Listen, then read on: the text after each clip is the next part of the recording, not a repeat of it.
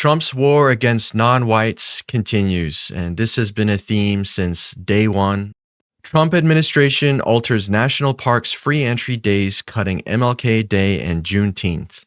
The change is part of a broader shift in the National Park Service's free entry day schedule, which includes adding President Donald Trump's birthday.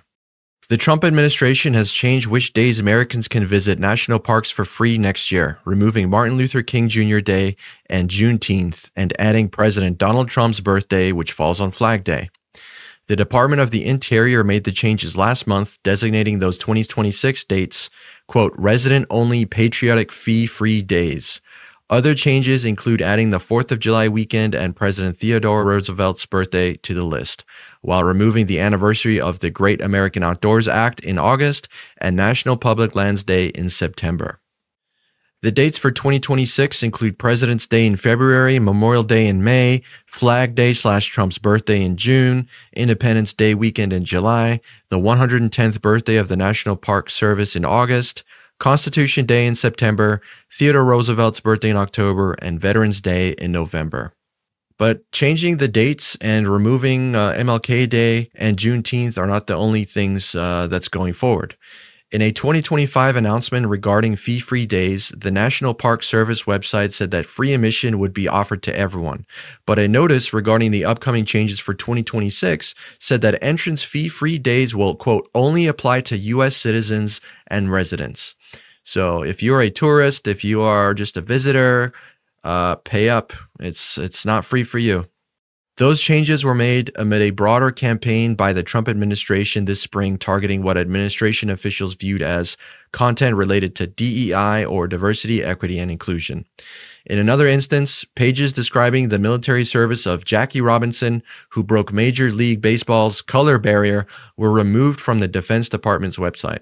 So as you can see, it's not just a matter of removing a couple of fee-free days from the National Park Service schedule, but it's actually part of a broader effort of targeting non-whites in this reduction of DEI effort that we see throughout as a major theme of the whole Trump campaign and Trump administration at large. Mike, what do you make of the latest attacks on non-whites with this move to remove fee-free days and put in Trump's birthday instead? I think it's just petty, to do these, it seems like they're mostly doing it, or at least they claim it's mostly because it's like a Biden thing. But like, why? Why is this a problem? I don't really understand. Is it, hey, we're trying to make money here and this is, making things free, but then they make a day for him. So like, I don't know. I don't really understand the logic behind it. It saddens me. And overall, it just saddens me. And this has just been one more thing that is just done to sort of piss on anybody who isn't white. And I just think that it's ridiculous. How petty can we get? Especially with all these anti-DEI things.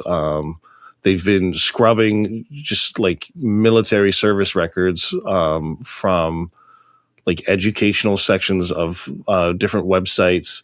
They've now been encouraging like the Smithsonian Institute to do the same. I mean, whether it's the Tuskegee Airmen, the Navajo Code Talkers, the Harlem Hellfighters, or even specific people like Jackie Robinson that you pointed out as well. Like there's even been things about Harriet Tubman that they've removed and scrubbed. And it's just like, why? These are all important people in American history, and America would not be the same without them.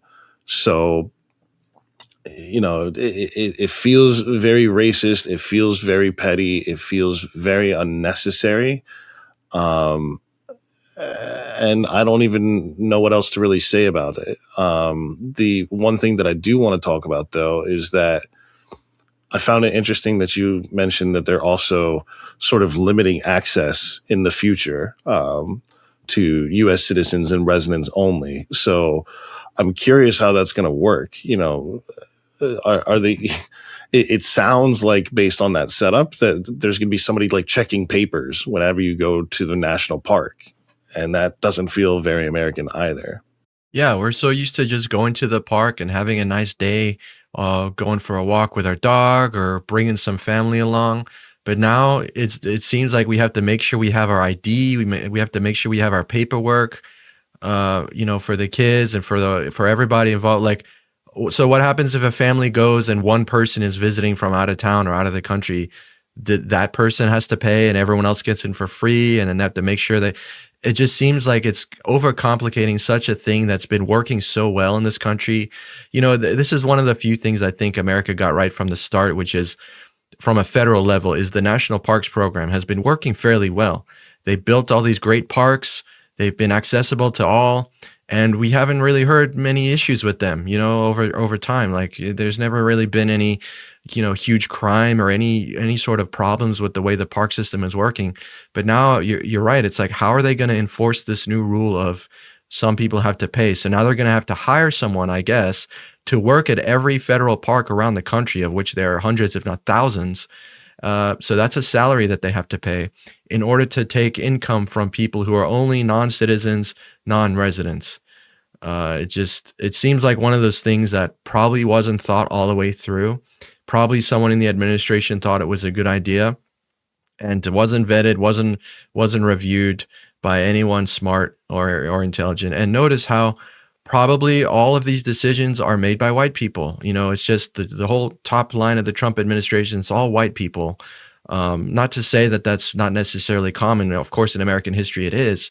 But this is kind of the first time there's been such a wide crackdown on regulations and laws and programs that are targeting non-white specifically. So it really, makes the person think about what's really going on here. And of course, we see this in light of all these ICE detentions and ICE arrests we've been covering and seeing. It's just sickening to see. 100%. Even when you consider the reaction that a lot of the people in the South had about these Confederate statues being taken down or renamed and things like that, there was massive pushback. And some of those statues and military forts and things like that have already been renamed back to these Confederate soldiers in honor of these Confederate things. And the Confederacy was, they were a rebellion against our country. It was pure sedition. So here, if enough white people complain about, hey, we're not honoring our heritage, then those people, we can protect them and we can safeguard their heroes, even though their heroes conspired and worked against our country.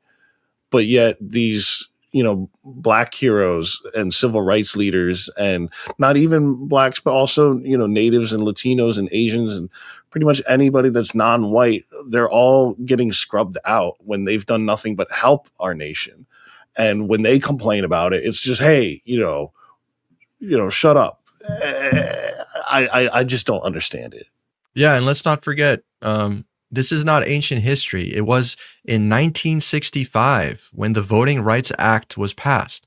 That was in some people's lifetime, a lot of people's lifetime, that are alive today that saw this change happen. Like, we're not talking about centuries ago of like, oh, that's old news, let's just all move along. It's like, no, this country has a pretty rich recent history of oppressing minorities, and it's okay to acknowledge that, and it's okay to, praise the minorities that have pushed through and fought for change in this country, like MLK Jr. and all the others.